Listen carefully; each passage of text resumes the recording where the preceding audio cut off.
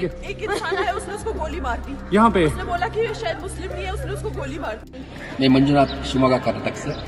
हम Indian travel stores में book करके कश्मीर प्रवास में आए हैं। अब हमारा कश्मीर ट्रिप का दूसरा दिन है। कल हम बोट हाउस में ठहरे थे। बोट हाउस तो बहुत अच्छा था।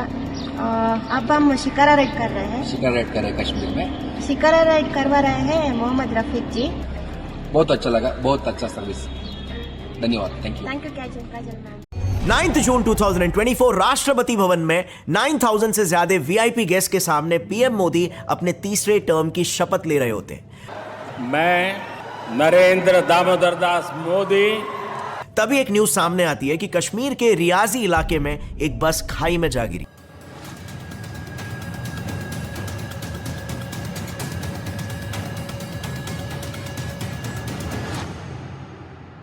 जिसमें कुछ टेररिस्टों ने मिलकर 10 मासूम लोगों की हत्या की और 33 लोगों को घायल कर दिया। इनका कसूर सिर्फ इतना था कि ये माता वैष्णो देवी के दर्शन करते हुए आ रहे थे। तभी इन पर कुछ दरिंदों ने हमला कर दिया और इन श्रद्धालुओं की बस खाई में जा गिरी और तब भी उन टेररिस्टों को रहम नहीं आया और इन पर धुआंधार फायरिंग होती रही, जिसमें 10 लोगों की मौके पे ही मौत हो गई और 33 लोग घायल हुए। शुरुआत में सबको यही लगा कि ये कोई एक्सीडेंट होगा, बिकॉज माउंटेनियस एरियाज में ऐसे एक्सीडेंट्स होते हैं।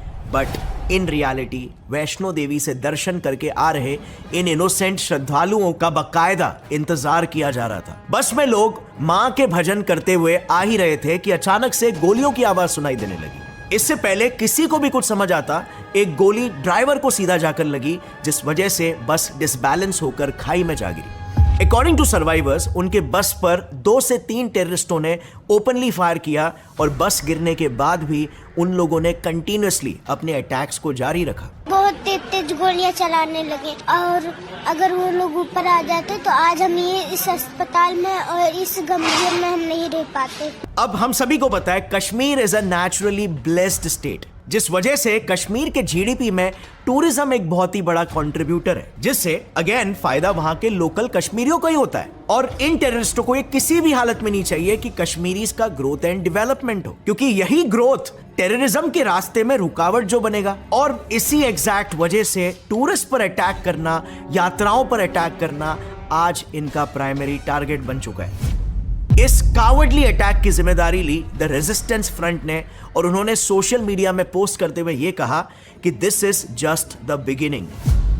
अब कश्मीर के इस एंटायर पिक्चर में, इस न्यू अपडेटेड डेवलपमेंटल पिक्चर में टीआरएफ कहां पर आता है? सो एक्चुअली में टीआरएफ का जन्म ही डेवलपमेंट के खिलाफ हुआ था, जब 5 अगस्त 2019 को इंडियन पार्लियामेंट में मेजॉरिटी के साथ आर्टिकल 370 को स्क्रैप किया गया। अनुच्छेद 370 के सभी खंड लागू नहीं होंगे, सिवाय खंड 1 के नामक तदनुसार पढ़ा जाएगा। इसके बाद से जम्मू एंड कश्मीर में होने वाले टेरर एक्टिविटीज में एक मेजर डाउनफॉल आया, जो कि नेचुरली पाकिस्तानी इंटरेस्ट को काफी ज्यादा हैम्पर करने लगा। अब ऐसे में पाकिस्तानी सीक्रेट एजेंसी आईएसआई को इंडिया में अपने काम को अंजाम देने वाले नए प्यादों को ढूंढना था। अब उसी वक्त की ये बात है जब आर्टिकल 370 स्क्रैप किया जा रहा था, तभी द रेजिस्टेंस फ्रंट नाम की ऑनलाइन ऑर्गेनाइजेशन काफी एक्टिवली इंडियन गवर्नमेंट को अपोज कर रही थी। डिजिटली ऐसे नेगेटिव नैरेटिव्स प्रमोट कर रही थी कि इंडियन गवर्नमेंट ने कश्मीर को ऑक्यूपाई कर लिया है, जिसकी वजह से कश्मीरी लोगों के साथ बहुत भेदभाव हो रहा है, और ऐसे ही नैरेटिव्स फैलाकर बहुत ही ज्यादा हेट स्प्रेड कर रही थी। और उसी टाइम कोइंसिडेंटली पैरेलली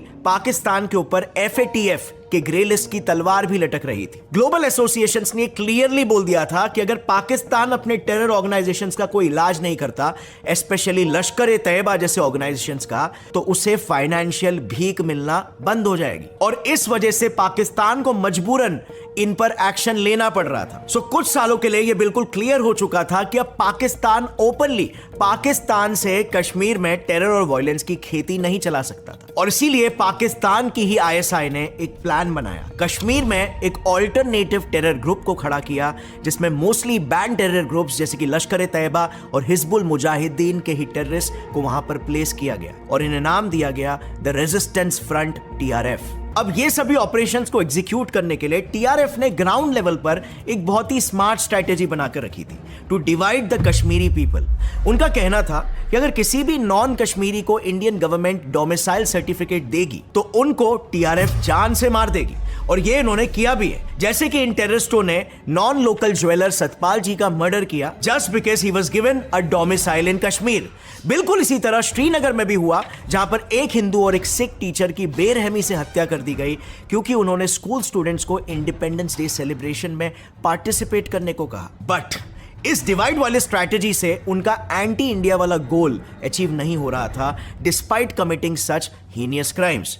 तो इसके बाद इन टेररिस्टों ने अपना नेक्स्ट मूव चलाया to target the tourist in Kashmir. अब इस पूरे सीरीज ऑफ इंसिडेंट्स में अगर आप एक बहुत ही इंपॉर्टेंट चीज नोटिस करोगे जिसने इस टीआरएफ को स्पेसिफिकली एक टेरर ऑर्गेनाइजेशन बना दिया, वो था टीआरएफ का इंडियन गवर्नमेंट के खिलाफ ऑनलाइन जहरीला प्रोपोगेंडा स्प्रेड करना, नैरेटिव स्प्रेड करना। उनके इसी नैरेटिव स्प्रेडिंग एबिलिटी को आईएसआई ने रिकॉग्नाइज किया और उनको एक फुल फ्लेज टेरर ग्रुप में कन्वर्ट कर दिया। महज 6 महीनों के अंदर एक ऑनलाइन प्लेटफॉर्म पर इंडिया के अगेंस्ट काम करने वाली ऑर्गेनाइजेशन यानी टीआरएफ अब एक फुल फ्लेज टेरर ग्रुप बन चुकी थी। अब कहने के लिए तो टीआरएफ ये क्लेम कर रही थी कि हम कश्मीरियों के प्रोटेक्शन के लिए लड़ रहे हैं, और बड़े इंटरेस्टिंगली पाकिस्तान ने भी शुरू से ही इस ऑर्गेनाइजेशन को ऐसे ही पोर्ट्रे करने की कोशिश भी की जैसे कि ये कोई जिहादी या एक्सट्रीमिस्ट ग्रुप नहीं है, बल्कि कश्मीरी लोकल्स का एक रेजिस्टेंस ग्रुप है इंडियन गवर्नमेंट के ऑक्यूपेशन के अगेंस्ट। और इसी पर्पस को दर्शाने के लिए, लोगों को मिसलीड करने के लिए इस ऑर्गेनाइजेशन का नाम द रेजिस्टेंस फोर्स रखा गया।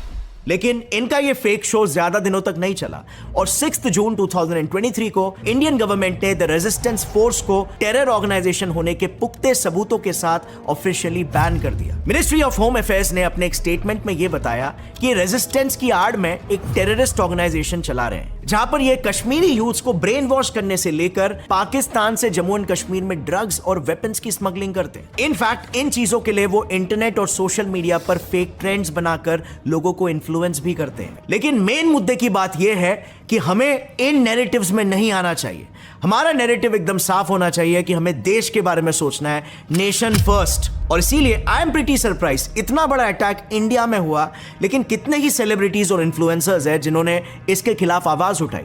जबकि अगर हम बात करें राफा की, तो बहुत से लोगों को राफा के पीछे का इतिहास ही नहीं मालूम था कि गाजा पैलेस्टीन का क्या इशू चल रहा है, क्या इशू चल रहा है इजराइल के साथ। लेकिन फिर भी उन्होंने एक टेक्स्ट लिया, उसे कॉपी पेस्ट कर दिया। बहुत सारे सेलिब्रिटीज ने लिटरली उसे कॉपी पेस्ट करके आगे डाल दिया, जबकि उन्हें मुद्दे के बारे में कुछ भी नहीं मालूम। इसे कहते हैं प्रोपोगेंडा में आ जाना। बट वहीं पर इस टेररिस्ट अटैक को कंडेम करने के लिए कितने ही लोग आवाज उठा रहे। आई अर्ज यू ऑल गाइस कि अपने अपने लेवल पर जितना हो सके इसे कंडेम करो और ये मौके को यूज करो यूनाइट होने के लिए, बिकॉज ऐसे टेररिस्ट अटैक्स के टाइम पे हमें यूनाइट होना चाहिए। हमारी यूनिटी को देखकर इन टेररिस्टों के मंसूबों पर पानी फिर जाना चाहिए, इनका कॉन्फिडेंस शैटर हो जाना चाहिए कि ये लोग टस से मस नहीं होने वाले। अब पीएम मोदी ने अपने लेवल पर यह स्टेटमेंट तो पास कर दिया है कि इस पर स्ट्रॉन्ग एक्शंस लिया जाएगा, मेक श्योर किया जाएगा एक भी टेररिस्ट बच के नहीं निकले, और उस एरिया को भी कंटेन कर दिया गया है। कोई अंदर नहीं आ सकता, कोई बाहर नहीं जा सकता। चाहे किसी भी प्रकार का टेररिज्म हो,